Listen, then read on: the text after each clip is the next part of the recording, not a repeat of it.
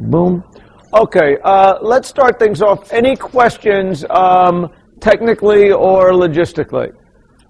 A week from today, we have our midterm, okay? The midterm will be held in here, although I am trying to get an auxiliary room to put a certain subset of students in. And we'll discuss that when I figure out exactly what I want to do on Thursday for planning. Okay, so some people may have to go to a slightly different room, but I assure you the tests will be the same. Any questions about that? Again, the midterm will be like about 5-ish problems, like the homework. Most of them are going to be from directly from exercises in the relevant chapters of the book. So some people have been asking me, how should they study? Some people have said, oh, should I watch the videos lots of times? And I'd say that's probably not the best use of your time. It's probably better than some of the other stuff that you watch. But what I would recommend people do is they go through, work with their partner, go through homework problems, go through problems that are in the book, okay, as homework problems that we didn't assign.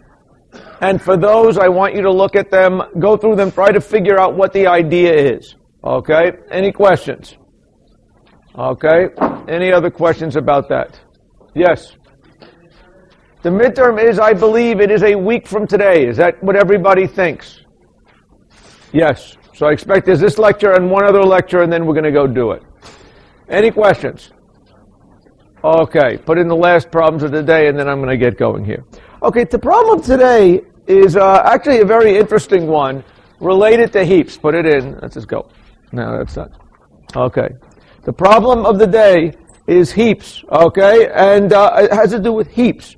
And in particular, it has to do with searching in a heap, which is not really, or almost searching in a heap. Let's read exactly what it says.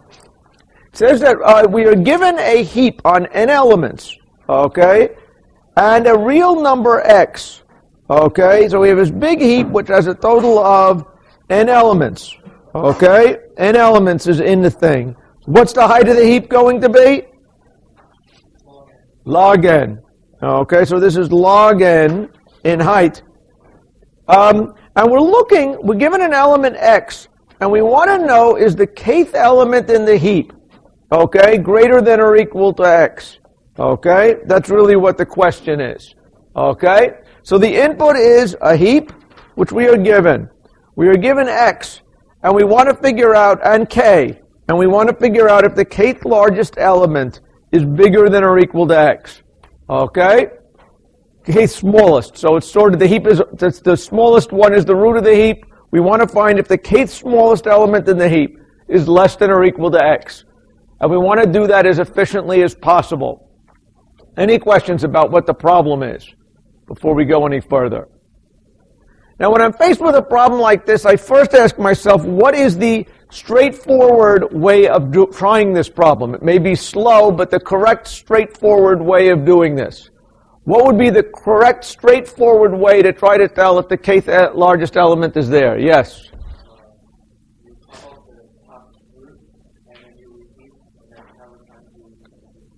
So what you're saying is a heap is very good at extract min. That is what are the two things you do with a heap? You say find the min, which is the root element. That can be done in constant time. Deleting the largest element in the heap, okay, takes log n time, okay? You're saying go through and pull off the first k elements on the heap, okay? And then take a look. The kth element you pull off is the kth smallest in sorted order. Therefore, do the comparison. What is the running time of that algorithm? Okay, you've got different things. You've got here your n, you've got your log n, you've got your x, you've got your k. What is that going to be? Yes? K log n. Does everybody see that he's making k calls, each of which took log n time? Okay? You're saying k is constant. Okay, well, k is not actually tell you if k is constant. Okay? K is k. If k was n, okay, if k happened to be as large as the heap was, it would be n log n algorithm. If k was 1, this would be an order n log n algorithm. You don't know what k is. K is part of the input, right? So the point is, this is a k log n algorithm. Does everybody see that this is an order k log n algorithm? Okay, any questions? So again, this is a useful hint in solving any of these problems. Before you try to get into the complicated thing, what is the brute force, straight, simple way of doing this? Okay? And as far as I can tell, this is the brute force, simple way of doing it. And it's not quite fast enough, but it is respectable. Any questions about that? Yes? How do I get k log n? How do I get any running time of an algorithm? The standard... Oops.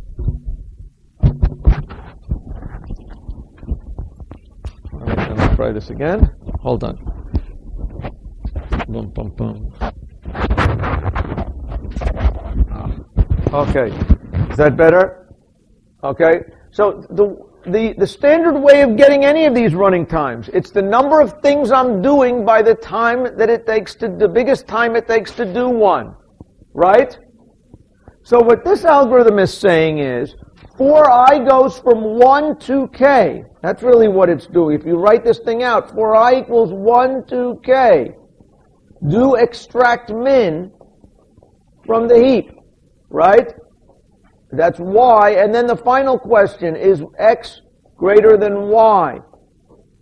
This is the algorithm, okay? And it is a loop that is going around k times, each time doing an extract min, which is going to take log n in a heap. That is why it is k log n. How many people see why it's k log n? Any questions about that? Question like, I don't see why it's k log n is a good question. Any questions?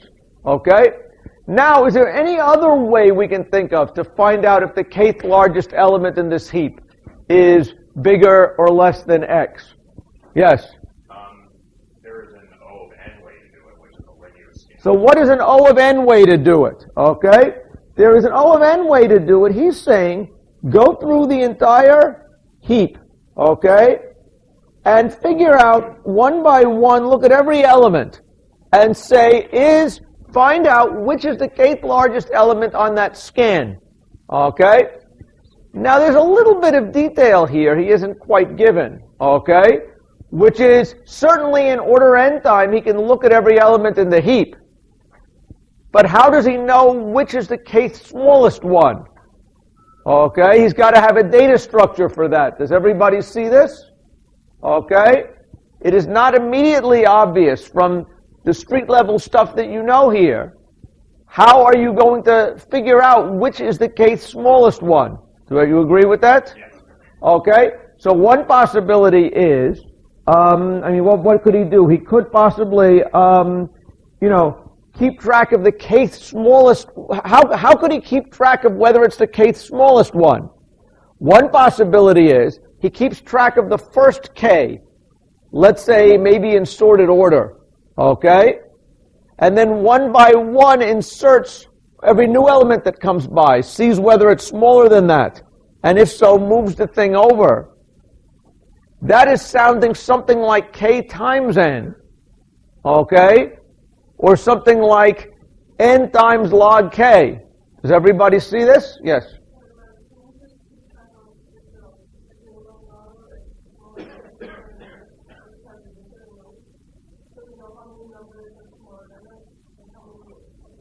Okay, so one thing that's saying here, so I think what you're trying to say is the following. What you would like to do is, actually, let me think, I'm trying to know exactly what you're doing. You want to know whether the kth smallest is less than this target. Okay, is that what you're saying? Is it has to do with this? Are you using the fact that you know what x is at first, or are you first just going to find what the kth smallest element in the heap is?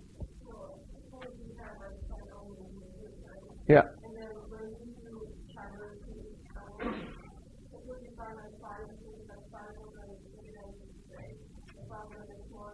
Yeah.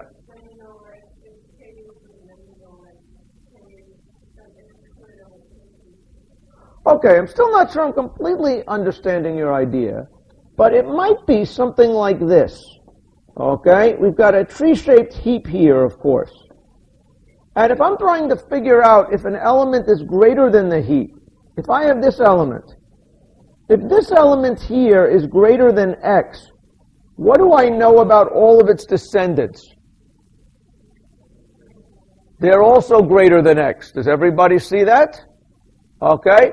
So if I'm trying to find the elements that are less than x, once I have found an element that is greater than x, then none of its descendants matter. Is that sort of what you're saying, or not really? Okay, so let's just go through the order n one more carefully then, before we get any special here, just to see exactly how do we do it in a rigorous way. We agree that in order n time we can look at all the elements in the heap. We agree somehow we have to know what is the kth largest element in the heap. Okay? Now, how could we do that? Yes?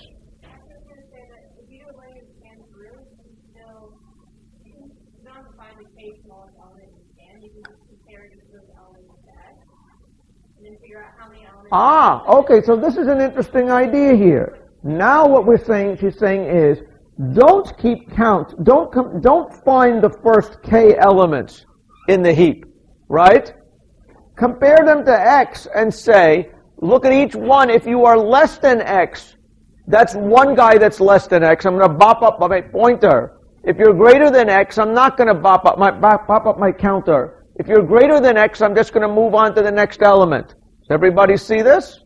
Now I am not maintaining a data structure here. All I am maintaining a counter is a counter C, the number that I see that are less than x. Okay? And that certainly, I believe, can be done in order n time. Okay? Does everybody agree with that? Now I have an order n algorithm, and I have an order k log n algorithm. Which is better? It depends on what k is. It depends, okay? If I give you k equals n, I tell you to find the biggest element in the heap. This is bad, and this is better, right? If I ask you to find the third largest element in the heap, or the fourth largest element in the heap, then this one is better. Does everybody see that? Okay? Any other ideas how we might find the kth largest element in the heap? Back there, yes.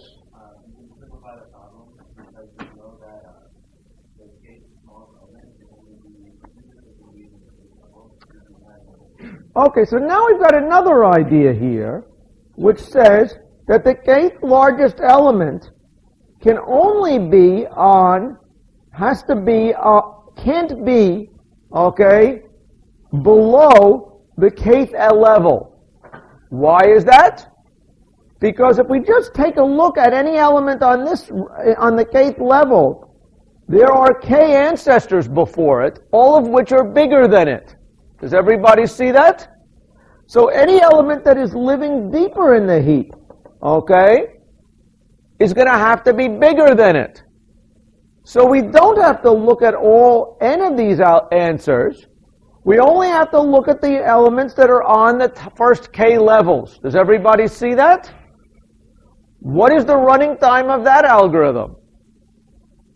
Okay. What is it? Okay, not okay. Okay? Okay would be these elements. What is the running time? What about all the other elements in this region up here? Okay? Okay, it's 2 to the k. Does everybody see that? Yes. So this algorithm is order 2 to the k. Now let's look at these and decide which is better. Which is better, the order 2 to the k algorithm or the order n algorithm? Yeah? Order n? No. Which is the best one here? Order 2 to the k. Why?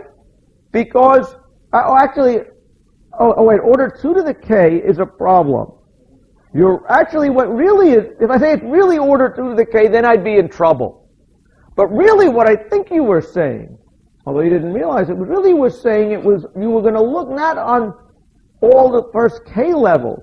That's only if k was less than log n, right? If k was equal to 2 log n, you weren't going to try to find more levels of the heap than were actually there, right? So what you were really doing, it was order 2 to the min of k and log n. Does this make sense now? Okay, you can't probably read it there. That would be the min of k, 2 to the min of k, meaning all the elements on the kth level, and log n, because you were going to be smart enough never to look beyond the log nth level, correct? Even if I gave you k was equal to 2 log n, okay? So which is better? This is clearly always going to be less than or equal to n. 2 to the log n is n, right? So this one looks frightening. The 2 to the k min of k and log n algorithm is actually a smarter algorithm, right? It's smarter just to search the rows it might be on than to search all rows. How many people see that? Any questions about that? Okay. Any questions? Any questions? Like, I don't get that one. Yes, question. I know that you know that the size of the heap is n. It's fair to say I'm telling you it's got n elements in it. Okay? So it's fair to say you know what n is, you know what k is, you know what x is. Okay? And now you want to look for it. Okay? Yes. Are heaps always linked lists? Heaps are presumably, in what we talked about before, not linked lists. Heaps are arrays. Okay? Embedded as an array. Okay? Any questions? So what we should be clear is we have several algorithms here that are interesting. This one is potentially interesting. This one is potentially interesting. This was interesting, but it's sort of subsumed by that one, right? The only thing that we don't have is one that runs in the time that we want it to run in, right? Any questions about that? Okay? Any other ideas? Okay, let me clear the screen and then let's say an idea. Let's say idea. You could recursively check if the children are less than x, and if you keep a counter, if there's, let's say, k, if you count up k children that are less than x, then you know that x is greater than or equal to. Okay, so what he's saying recursively, he's sort of saying search the tree in a intelligent way, knowing what x is. Okay? Let's say what k is and what x is. Okay? Suppose, let's say, the root of our tree, we are looking to find the kth smallest element in the heap and how it compares to x.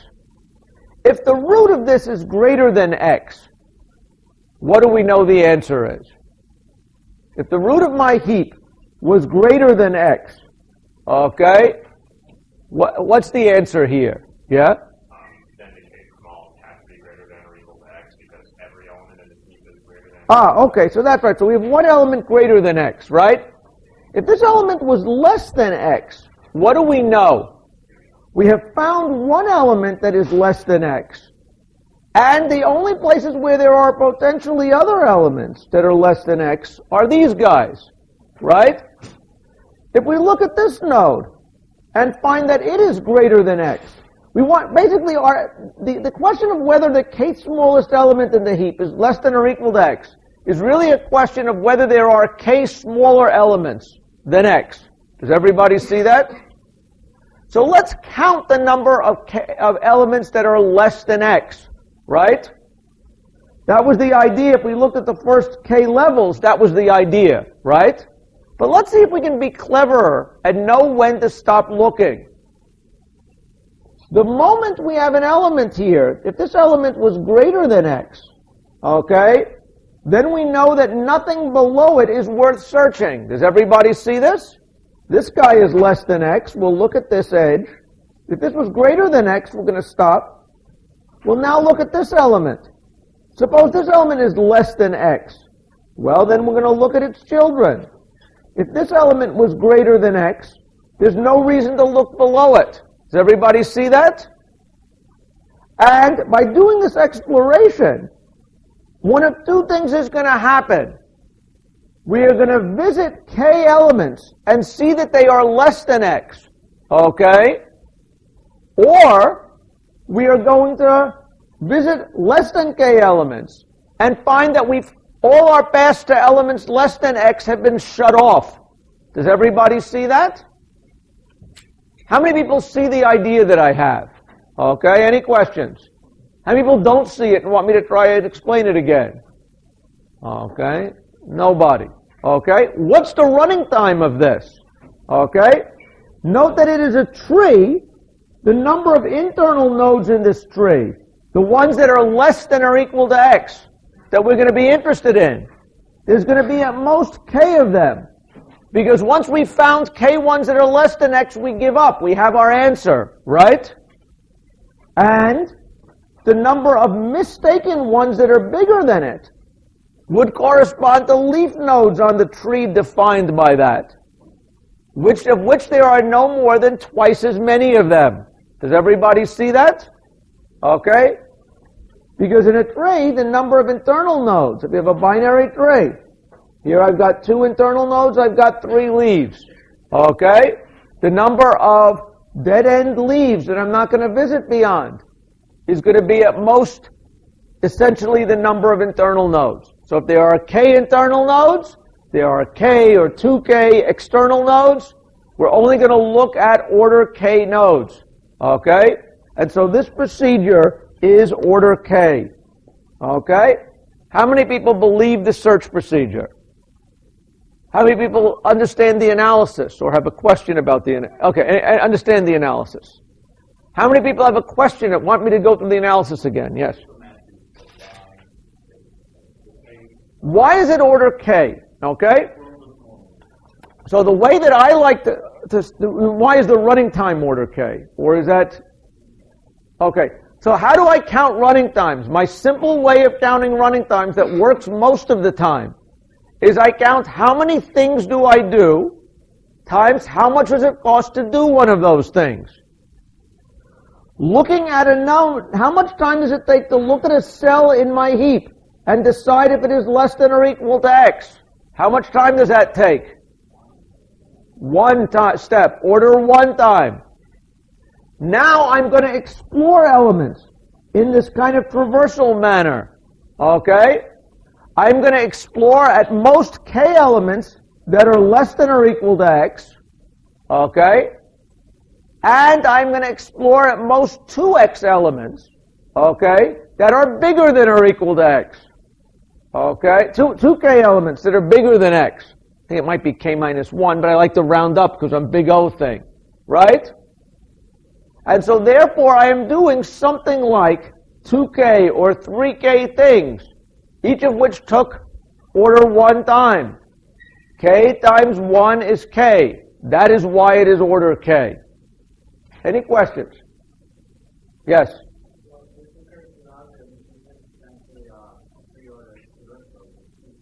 You're saying it's a pre-order traversal of this heap. Well, first of all, it's not really I'm not sure I'm going to call it a pre-order traversal of the heap.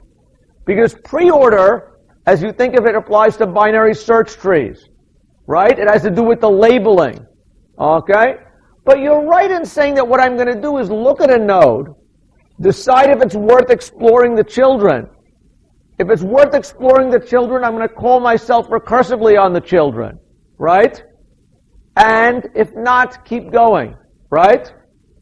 What does this algorithm look like if I code it up? Let's look at this and see if we can come up with a pseudocode-like representation of this, because maybe that'll make it a little clearer. What is the idea here? Suppose, let's say out here, I start out with a thing where I say count equals 0. Okay? And so I know these are the number of elements I know that are less than x. Right? Let's say I'm going to call my search procedure where I'm given a node in my heap. Let's call this thing I. I'm at position I in my heap, and I'm looking for element x. What am I going to do? I'm going to say if, basically the array element sub I is, I guess, less than x, then that means I want to add it to my count of the lower ones, right? So what am I going to do? I'm going to do count equals count plus 1, right? And now I know that this element is interesting. Okay, I am going to go do what? I'm going to now do a search. My left child. Where is my left child? Where is the left child of node I in the heap? 2i for x. And I'm also going to search my right child, a sub 2i plus 1 sub x. Okay, see how this is recursive-like? And there's one thing I forgot, which is to say, if count is greater than x, if count is greater than k, return. Okay? So what am I going to do? If I have already found enough elements that I'm not interested in finding any more elements less than x, I return, right? If not, I'm looking. My looking means go to an element, increase my count, okay, and do my search. I guess I could probably move this search thing in here, my condition test in here. But who's counting? Okay? One way or another, the important point is, I'm searching any element that matters. I quit whenever I have an element, my count is greater than it. That's the important point. Okay? And now I'm only going to be searching at most k live nodes, and at most something like k or 2k ones that end up failing this test. If it fails this test, I don't let my else's do nothing, just bomb out of my recursive call. Okay? Any questions? How many people here see that this recursive code is computing the right thing, or something like the right thing? How many people don't see it and want me to explain it again? Okay, a couple of people. Good. What is basically my procedure going to be? I start at the root, right? Is this element less than or equal to the value x? If it is greater than the element x, I bomb out and do nothing, right? If it is less than the element x, I increase my count of the number of elements less than x by 1 because I have seen one. And I start to recursively explore this side and then potentially this side. Because the children of this are also potentially less than x, right? I start recursively working on this side. Is this element less than x? Turns out the answer is no. So under that condition, I bomb out of the recursion, come back here. I then execute the second clause here on this side. Is this element less than x? The answer turns out to be yes. So I found another one, and I explore this side. I explore this side. I explore this side. The moment I have found k elements that are less than x, then I'm going to return. If I stop before that, I will have had less than k internal nodes. Okay, the number of places that were greater than x are going to be my leaves. There's at most k-ish of those. So k plus k-ish is k. Okay? And each one of these things took constant time. Yes? K is part of the input. Okay? So if you look at this thing, k is, I'm assuming here, is a global variable. That's a good question. But k was part of my input, right? The question here was, find out if x was greater than or equal to the kth smallest element, right? So that's why I had this here. I had a global variable here, where I had k so I could test it within this subroutine, right? But we won't find out what the number is. No, we don't want to find out what the number of k is. We want to find out, let's look at the original problem. Let's go back one more time, look at the problem. Kabunk, back. Your algorithm should determine whether the kth smallest element is greater than or equal to it. That is a true-false question. Any questions? Okay, does everybody see that this algorithm solves this question and how you reason about it? Yes? So what you're saying, what you're doing is you're creating either searching your recursively searching tree goal, finding the smallest element and signifying k, until you get to, and then you find that k smallest elements are less than x? I find k smaller elements less than x. Yes. Basically, I'm not creating this tree. When you give me a heap, right, you're given a heap. That heap is an array-based heap. Implicitly, that is a binary tree, right? It's got every node has a parent, every node has two children, okay? So it is a binary tree, and so I can now work on it and analyze it like that. It's not a binary search tree. It's a binary tree. Yes? So is the worst case scenario going to be you have to search k on each side so that you can? The worst case scenario would be, I think, that I come to a world where I have got exactly k minus 1 yeses. To be precise, I've got k minus 1 elements that are less than x, right? And everybody else, okay, is no, right? This is, I think, my worst case, right? At the point where I've got, in this case, 1, 2, 3, 4, I think I've got k no's and k minus 1 yeses, right? It's like I got a full count now. Let's say I didn't have this one here.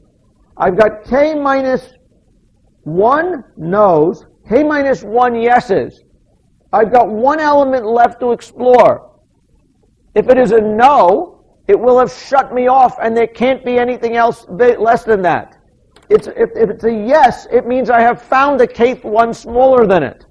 Does everybody see that this is the worst case is when I have as many no's as possible and as many yeses as possible?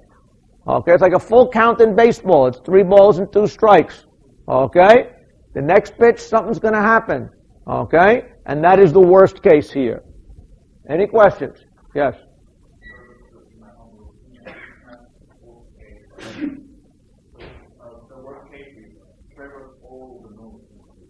Okay, so you're saying the worst case is not okay.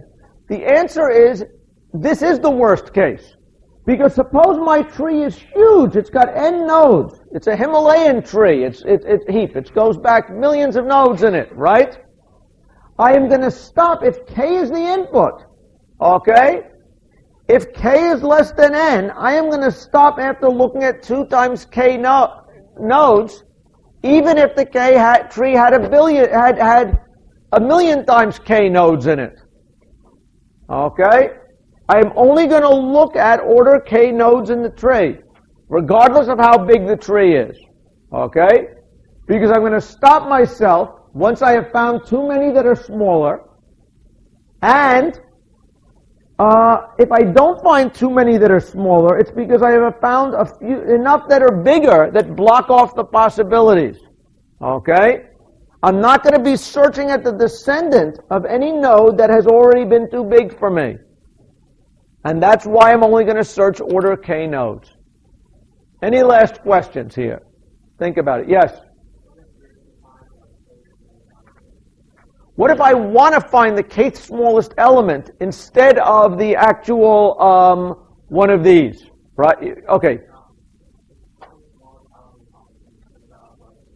Instead of comparing it. So now that's a harder question. Here, the k log n algorithm looks pretty good, actually. If I actually want to find the kth smallest element, the k log n algorithm is probably about as well as you can do for small k. Okay? Any questions? Now note that for big K, for big K, it sort of becomes something like median finding. What's the median? The median is the n over second largest element in there, right? Remember we talked about finding the median? My daughter, knew what the median was? The median was the element where there were n over 2 elements bigger and n over 2 elements smaller, right? Finding the kth largest element is a lot like finding the median. Does everybody agree with that? It's the median for k equals n over 2. The problems are the same. So similar techniques for finding the median are the right way for solving that kind of thing. Okay, and it turns out in this case it's pretty much going to be based on what you know. Let's say I like the k log n solution based on what you know. Okay, any questions here? Okay, fair enough. Any other questions about heaps or finding things in heaps? Okay, good. Okay, what I'd like to talk about now are two other sorting approaches. One of which I'm going to give a very quick shift through, because I want to spend more time on quicksort than merge sort. Just because that actually, in some sense, has a bigger lesson at the end of it. What is merge sort? Merge sort is a representative of a class of algorithms which are worth knowing about, called divide and conquer algorithms. What are divide and conquer algorithms? They're based on the idea that you take your problem, you divide it into two pieces, you solve each problem, and you have a way of combining the answers from those problems in a way that it takes less time to combine the answers to each piece than it does to solve the pieces individually. Okay? And so for sorting, merge sort is based on the idea that if I am given a lot of elements to sort, I will break the thing arbitrarily in half. If I have n elements to sort, I will first sort all of these elements in decreasing order. I take my second half of the elements, I sort them. They're going to be in decreasing order. Okay? Now I have n over 2 elements here, and n over 2 elements here. Both are sorted. The claim is that I can, given that they're sorted, merge them in order n time by just looking at it. If I have two sorted lists, where is the smallest element? Suppose I give you two sorted lists of numbers. Here is one list, here is the other. Each list has a head, each list has a tail, right? If I ask which is going to be first in sorted order overall, where is the first element in sorted order overall? Somebody knew, okay? Where is the element that's going to be first in sorted order? If I have done this. Anybody? Somebody else? You answered too many questions. Somebody else? Okay. Somebody. Help me. Okay, yes. Well.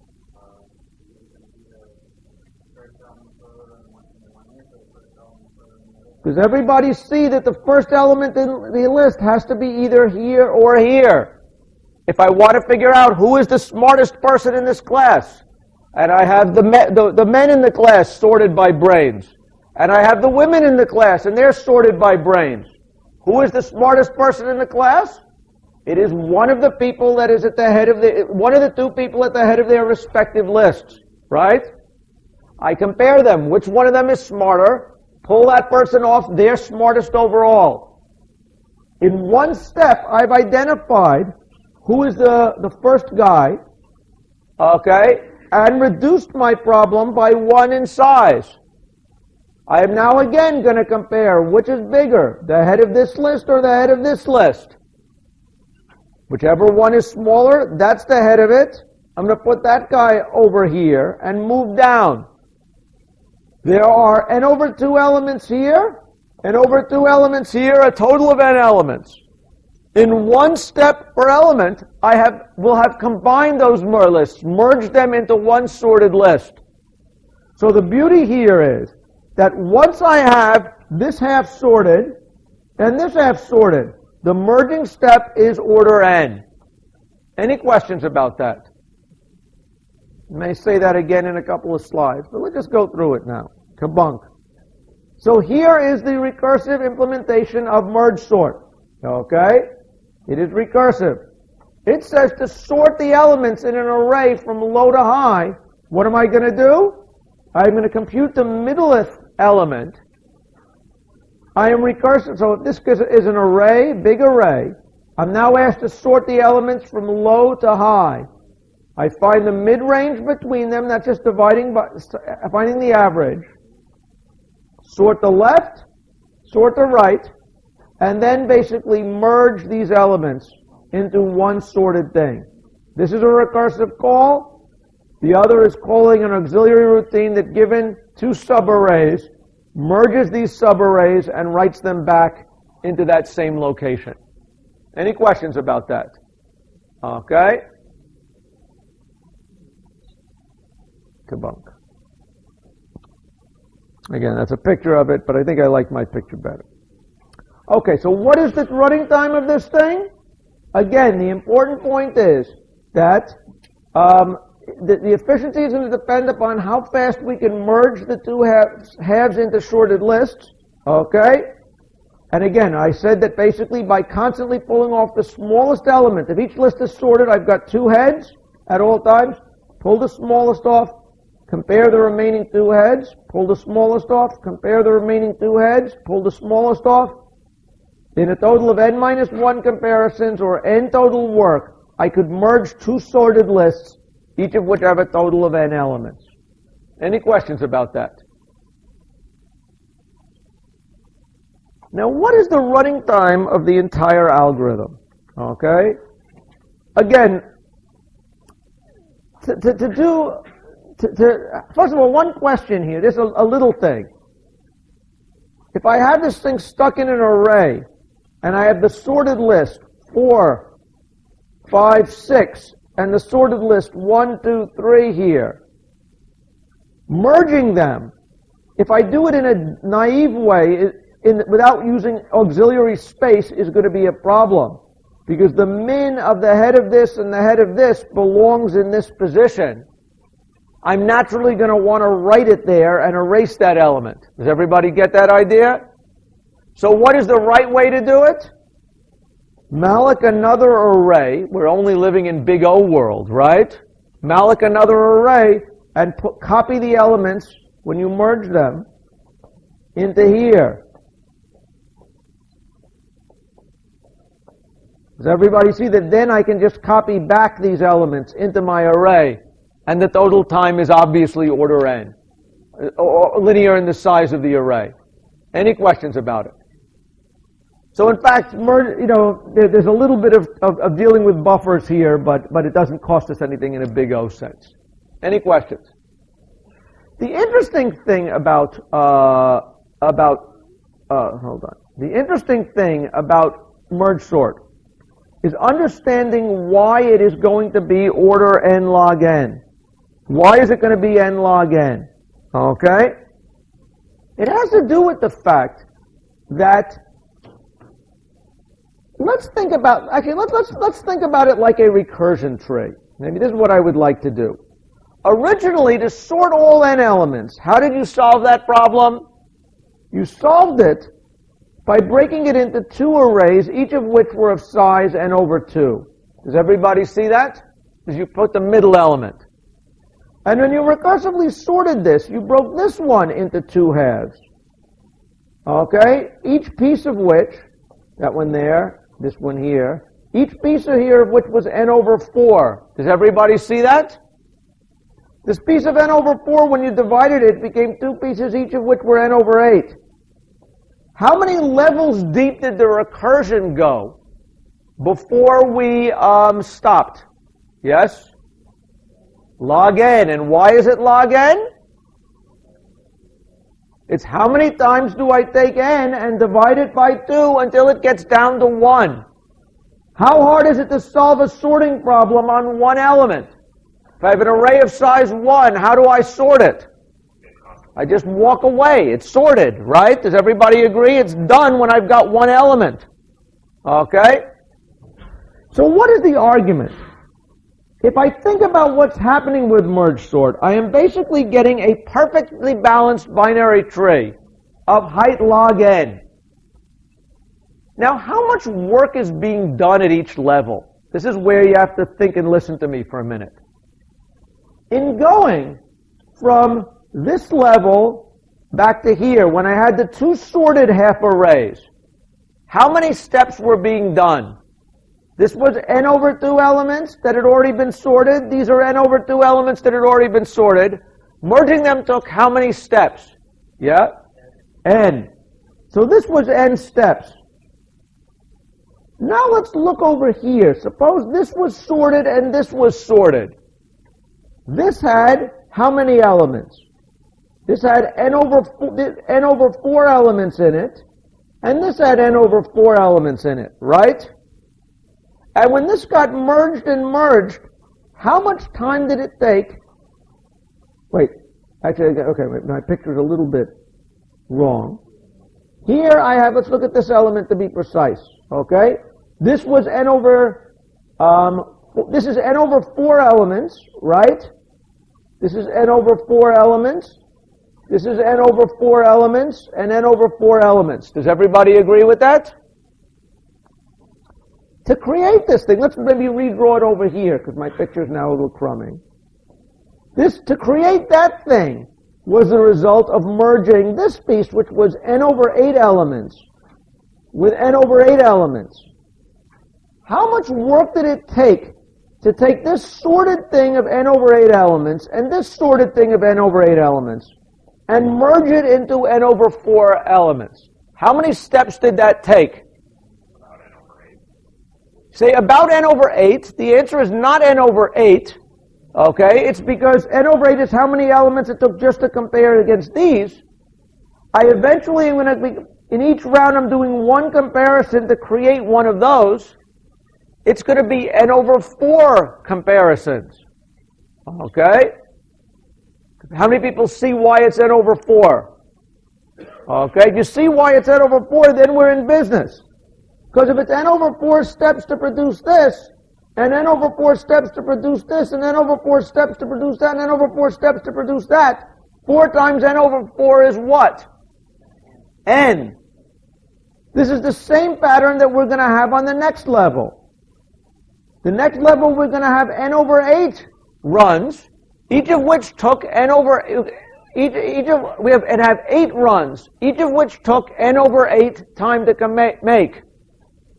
If you work through that, that is a total of n steps per level. N steps per level times log n steps. Levels is n log n. Okay? Any questions about that? Question like, say that again is a good question. Any questions? Draw it again. I couldn't read your slides. That's a good question. Any questions? Yeah? Say that again. Okay? So what am I saying here? Let's look at my, maybe I'll even go to the, here to make to go to here and explain it on a bigger board. Okay? That may be the problem. Okay? So let's think what is happening in the course of a merge sort. Okay? The recursive call does essentially nothing, right? It finds what is, if this is, you say call it sort an array from 1 to n. It does nothing but compute what n over 2 is, right? That's a constant step, right? And then it recursively called itself on this chunk. Okay? But calling itself on this chunk meant calling itself recursively on half of that piece. On this side, it was half that piece. On this side, this was going to be half that piece. This side was going to be half that piece. This side was going to be half that piece. This side was going to be half that piece. Okay? Now, what are we doing? At the bottom level, when this element got to be 1 element each, okay, it's not doing anything, right? Because everything is already sorted. The real question is what happens in the merging. Okay? And so let's count the cost of the merging. We have a total of log n levels. In this case, what are we doing? To create this element, we merged something that had n over 2 elements in sorted order with n over 2 elements in sorted order. That took exactly n steps. Does everybody agree that that part of the work took n steps? Let's now look over here. What was involved in creating this? This has n over 2 elements. It was made by 2 things, each of which had n over 4 elements, right? How much time did it take to merge something that had n over 4 elements plus something that had n over 4 elements? How many merge steps were involved? How many comparisons? N over 2. Because it's linear in the number of elements that I have, right? So it's n over 2 steps to make this, And similarly, n over 2 steps to make that, right? What is n over 2 plus n over 2? What is that? N, good. If you were teaching in this class, if you listened hard enough all semester, I've said it's equal to n over 2, right? Big O-wise. But we're not dealing big O, we're counting exactly here, right? What about on the next level? To make this piece of size n over 4, I had to do what? Here was a piece of size n over 8 and a piece of n over 8. How many steps did it take to produce this piece? N over 8 plus n over 8, right? Which is? N over 8 plus n over 8 is? N over 4. So that was n over 4 to make this, plus n over 4 to make this. What is n over 4 plus n over 4 plus n over 4 plus n over 4? What is that? N. Does everybody see that there's because we break this thing up and we're doing a linear amount of work on each piece. One of the nice things about doing a linear amount of work in piece is that any way that you break up n into pieces and sum it up, it's going to be order n. Okay? And what this is saying here is that there are log n levels. When you view the computation like this, there are log n levels, each of which takes order n time. N times log n is n log n. And that is the reasoning why merge sort is n log n. Any questions about how many people get it? How many people don't get it? Any questions? Any questions like why merge sort is n log n? Okay? The key step in here is that I am doing a linear amount of work per level, and the tree is perfectly balanced. So there are only log n levels. That is the thing that makes merge sort go. Any questions? Okay? Going once, twice, sold. Okay? So that is heap merge sort. We're going to see a lot of n log n algorithms. Why is it that anybody cares about merge sort? Well, you know, in some sense, from our point of view, big O-wise, it's no different than heap sort or anything else. They're both n log n algorithms. In the way I normally think of things, they look the same. In fact, if you use, however, it turns out that merge sort turns out to be very good if you are sorting things on disks. Okay? That, you know, sorting, when you're really sorting big files, okay? Like you want it, your Facebook, and you want to sort everybody who has a Facebook account from first in alphabetical order to last in alphabetical order. Even Mark Zuckerberg does not have a computer big enough to store everybody's Facebook name, okay? To sort in main memory.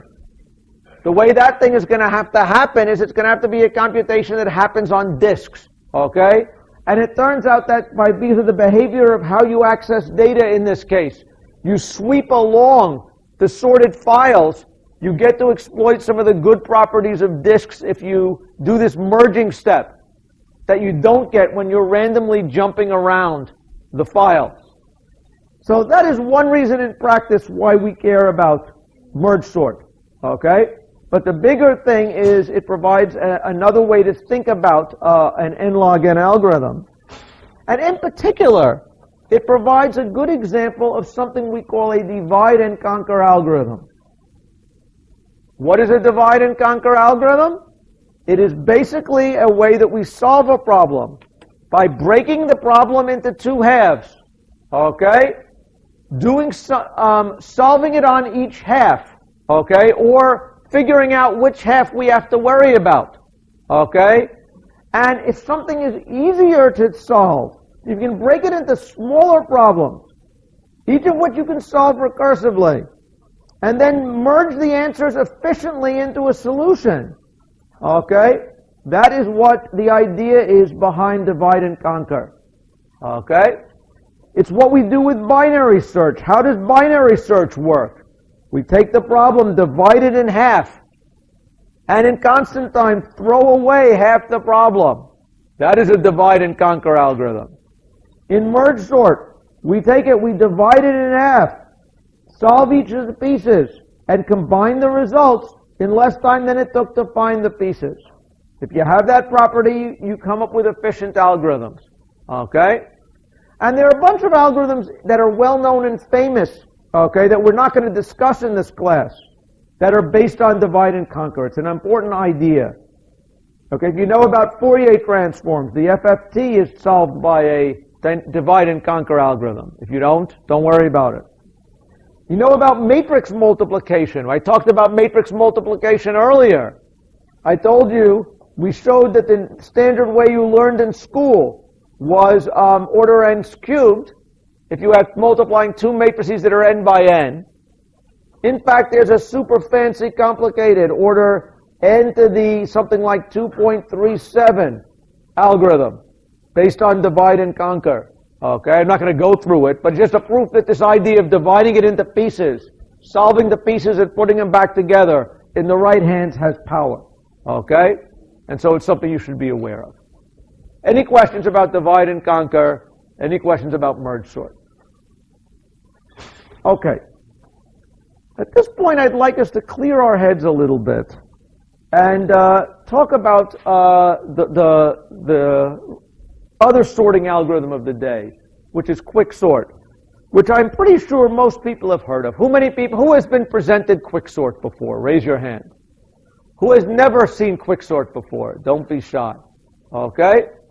So quicksort is yet another sorting algorithm that in practice has the property that for stuff that is going to be kept in main memory, it is arguably the best of the n log n algorithms.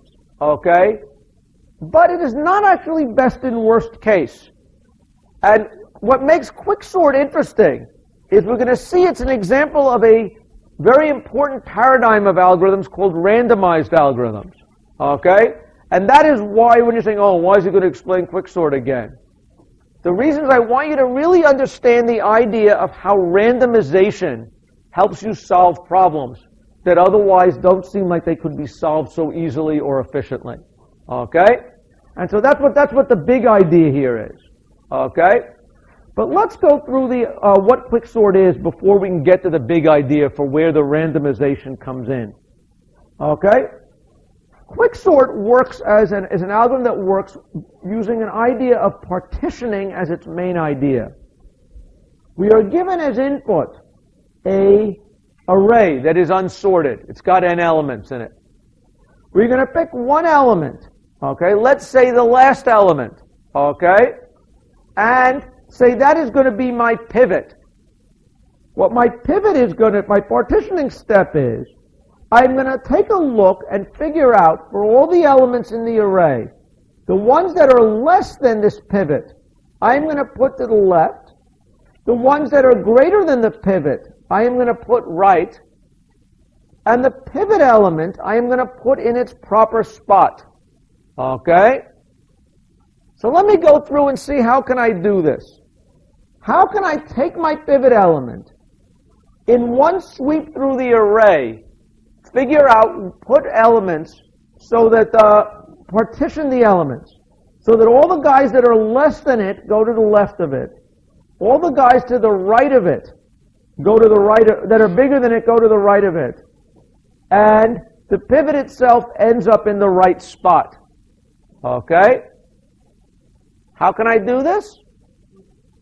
My basic step is going to be as follows. I'm going to keep track of a pointer to all the elements that are less than the pivot. This is, I guess, less than the pivot. All the elements I know that are greater than the pivot. And everything else that's in between. Okay? So what am I going to do? Suppose the first element in my array is less than the pivot. Let's say my pivot was 10 and the first element was 5. How could I adjust things in constant time so I still know what's to the less than the pivot, what's greater than the pivot? Yeah? Well, swap them. I don't want to swap anything yet. If this element is less than the pivot, all I want to do is to move my less than the pivot bound over by something. Does that make sense? Okay, if this guy is 1, it's less than the pivot. Okay? That's fine. I can move my pivot less than the pivot pointer element over, right? But what if I come up with an element that is greater than the pivot? What can I do to keep my bounds? Okay, I can swap them. Okay? What if I swap 13 with whatever happens to be the last guy next to my greater than pivot pointer? What's going to happen? This guy is going to come over here. 13 is going to go over there. The less than the pivot pointer moves over, right? And now, after one more step, I have maintained my invariant. That all the elements less than the pivot are, all the elements less than this index are less than the pivot. All the elements in positions greater than this index are greater than the pivot. Okay? If I do this in one step per iteration, okay, I will, after n steps, have put everybody, I'll know everybody's, here the guys are all less than the pivot, here the guys are greater than the pivot. Now I can copy my pivot back, and it's in the right spot. How many people get that strategy? Okay, any questions about that? Do people see how I can do this partitioning in time that is order n? Okay, that's the key step here. You pick a pivot, okay? In order n time, I can segregate my elements into those that are less than the pivot and those that are greater than the pivot. Okay? Any questions about that? Okay, if you look, I think I have an implementation of that here. So if you're telling me, again, this is basically the idea. In one linear scan, I'm going to maintain 3 sections of my array, less than the pivot, greater than the pivot, and unexplored. I'm either, as I scan from left to right, I either move the left bound to the right, or I swap it with the rightmost unexplored element and move the right bound to the left. N steps like this, I have finished my partition. Okay? And so one of these partitioning steps takes order n time. Any questions? Now what progress? Suppose I have partitioned an array. So here I've got it. Here's my pivot P. Okay, and these guys are less than the pivot. These guys are greater than the pivot. What good? I have spent order n time, okay, to get to this state. Why is this state help me? Is this better from a sorted point of view? Okay, after I've done my partitioning, have I made progress in sorting it? Okay, I claim I have made progress. I've made progress in 2 distinct ways. First thing I'd like to claim is that the pivot element is now in the element spot that it's going to sit in final sorted order. Why must the pivot element be, the pivot element after I've done my partitioning might be in the 176th slot? How do I know that that element is going to be in 176th position in total sorted order? Yes? Right, right. If you're saying, hey, I'm ranked 196th in the Stony Brook graduating class, why are you ranked 196th? It's because there are exactly 195 people who are better than you, right? Those are the ones that are less than you. The pivot, by definition, partitioning has taken anybody that is less than the pivot and put it over in that group. Okay? So the pivot is in the right spot. Okay? Any questions about that? That's got to be clear. If that's not clear, then the correctness of the algorithm is in question. Any questions?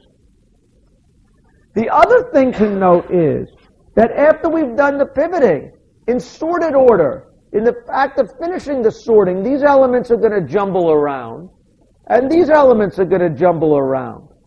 But there is never, never, never going to be an element from this side that belongs on that side. Why is that? Why do we know that in the course of sorting, no element that was put on this side of the pivot is going to sometimes flop to the other side of the pivot? Okay? Why? Our invariant is, in order to have gotten into this club, you had to be bigger than the pivot.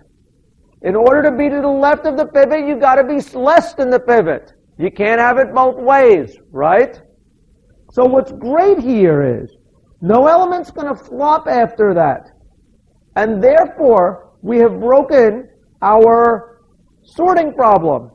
Now we can independently sort this half, and independently sort half that half, or not half, this part, and then sort this part. And once they're in the proper places, the entire thing is sorted. Okay? Any questions? So this idea gives us another recursive algorithm that looks, in some ways, when you look at the program, sort of like merge sort in many ways. It is a recursive algorithm, right? Okay? Basically, it's going to partition the elements, okay? I guess in merge sort, we didn't quite do the same thing, but we sort of split them equally in half. Here we found a pivot element somehow, and partitioned the elements around the pivot. Then we told where did the pivot end. Then we're going to quick sort the left part of the thing, the stuff from the beginning of our array to just before that pivot, and just after the pivot to the rest of the array. Okay? This is going to again be a thing where we're going to spend order n time, okay, and have two recursive calls on smaller subparts. So this should smell and look a lot like merge sort. What did merge sort do? It broke the thing into two equally sized pieces, okay, and then recursively sorted each half, okay, and did a total of n extra work. What is the difference here between this and merge sort? Yes? I randomly select my pivot point, which means what? Yeah? What's the impact of that? Yes? It is not necessarily divided equally. That is the big difference here. Okay? So let's now look at the analysis of this thing. What is the best case of quicksort?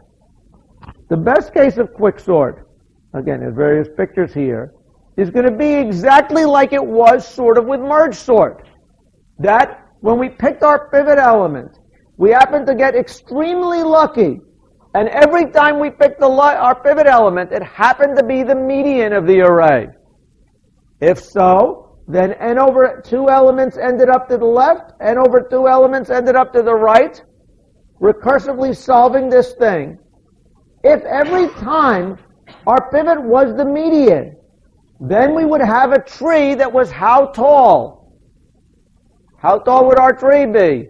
Log n. How much work are we doing? Well, the time it takes over here to partition this is linear in the number of elements. Linear in the number of elements. Linear in the number of elements. Linear in the number of elements.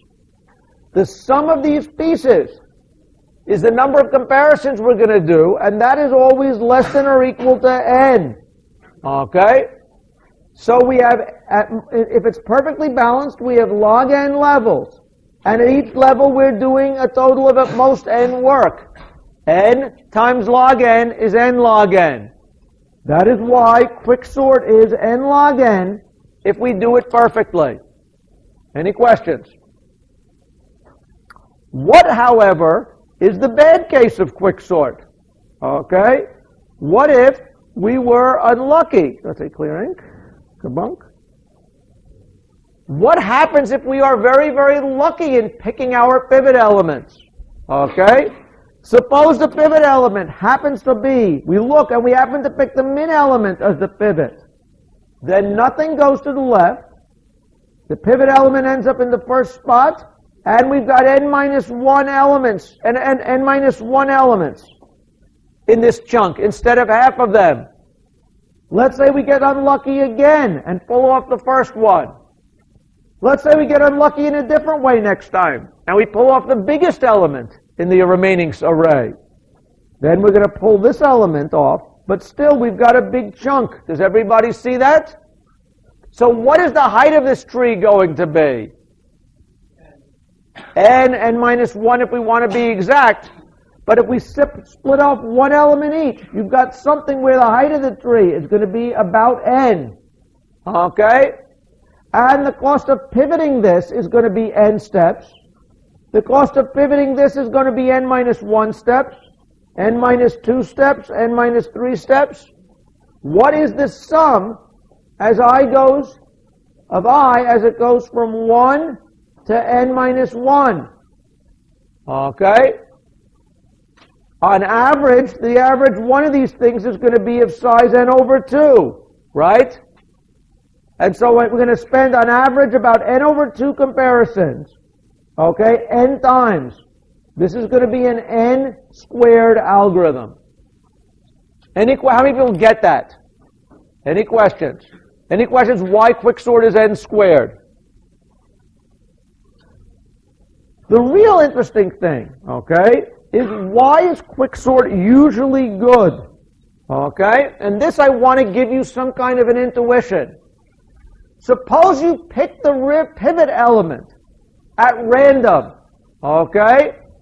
Where instead of, let's say, being always unlucky, you're just going to draw the element, you're going to pick an element uniformly at random. Now, in sorted order, let's say we put the elements in sorted order. The elements in the gray are the elements that rank from n over 4 to element 3 over 4 in sorted order. They're in the middle of the sorted order, right? This is the top of the graduating class. This is the lucky to graduate part. This is the median part, right? How many people are in the middle of the class? Okay, and as I look at this thing, how many people are in the middle of this class of size n? Yeah?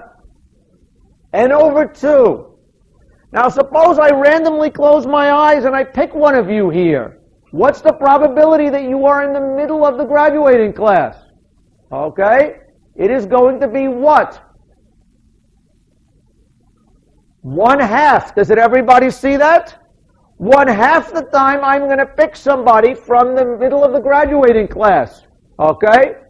If I do this 10 times, I am likely to come up with about 5 people from the middle. Right? Does everybody see this? If I'm really picking randomly with my eyes closed, the probability I end up getting a middle guy is 1/2. Right? Does everybody see that? And see, this doesn't depend upon, if I'm picking them at random, it doesn't depend upon how lucky I am. I mean, it doesn't depend upon, it depends basically upon me being lucky. It doesn't depend on what the elements actually are. You guys may all be great students, or you may all be lousy students. If I randomly pick one of you, there's a 1/2 chance I'm going to get one of them that you guys that are in the middle half of quality. Okay? Any questions? Now note that here, unlike at grade averages, the middle half of the class is actually the ones that make the best pivots, right? These may make the best programmers, but these make the best pivots, right?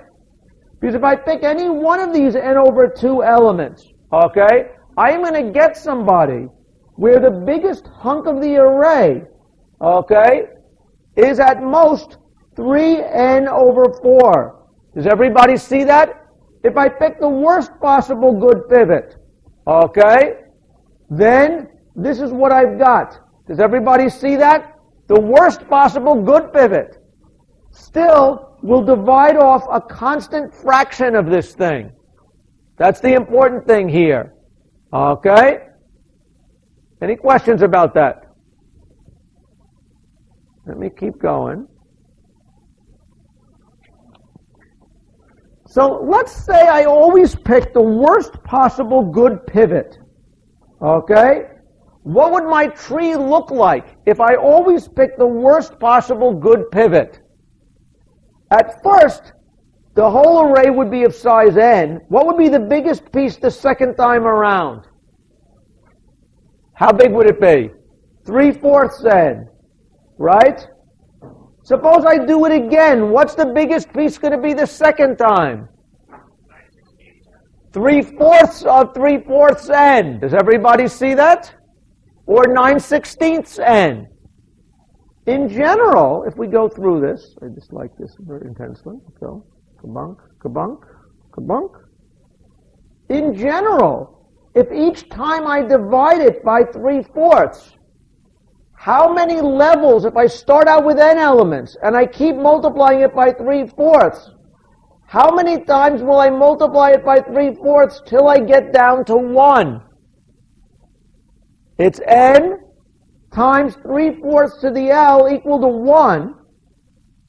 That's another way of writing that, is just simply to put it on the other side. It's n equals 4/3 to the L.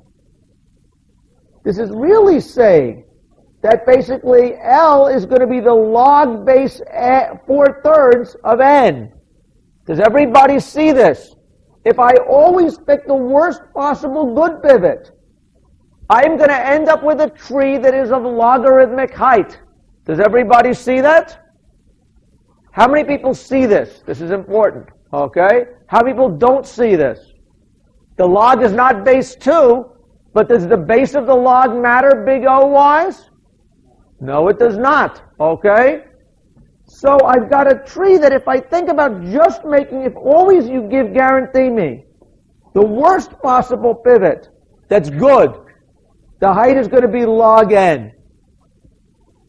Now, in practice, is every one of my pivots going to be a good pivot? No. What fraction of the pivots are going to be good? Half. How many of them are not going to be good? Half. Suppose I always pick the worst possible not good pivot. Half the times you agree I will pick a good pivot, and half the times I will pick a bad pivot. Suppose I always pick the worst possible of each type. That seems as unlucky as I can fare to get, right? When I pick a bad pivot, I get essentially no partitioning, right? But what is the pattern of pivots going to be as I move down the tree? Is it going to be likely going to be bad pivot, bad pivot, bad pivot, bad pivot? No. Because roughly half the time it's going to be a good pivot. Does everybody see that? So what does that mean? On any path through this tree, to get to a leaf node, I will probably have an equal number of good pivots and bad pivots. And the number of good pivots I can have can't be more than log n, or 2 log n, something like that, right? Log base 4/3 of n is how many good pivots I can have on any path. The number of bad pivots is going to be equal to the number of good pivots, meaning the tree of both good and bad pivots is going to be at most twice the height of the number of good pivots, on average, expecting it, okay? And that is the intuition. Why, that is the intuition. Why the height is going to be log n, okay? Didn't quite say the punchline clearly enough, but I want to see if you guys understand it, okay? Does everybody agree that my root, it could be a good pivot or a bad pivot? And there's a 50-50 chance of each. Its child can be a good pivot or a bad pivot. There's a 50-50 chance of each. It's going to keep going down until, okay, it gets to a region of size 1, at which point that's done, right? How many good pivots will we have encountered in going from the full array of size n down to 1 along any path? We can't encounter more than log base 4/3 of n. Because each time we divide it by 3/4, we can't divide it by 3/4 more than that many times. So how many people see that? Okay, nobody. Okay? Any questions about it? Okay? The argument here is I can't have that many good pivots. And I'm going to have as many bad pivots as I have good pivots. So I can't have that many total. Okay, the height of the tree is going to be order log n, because it's definitely going to be log n, at most log n good pivots on any path.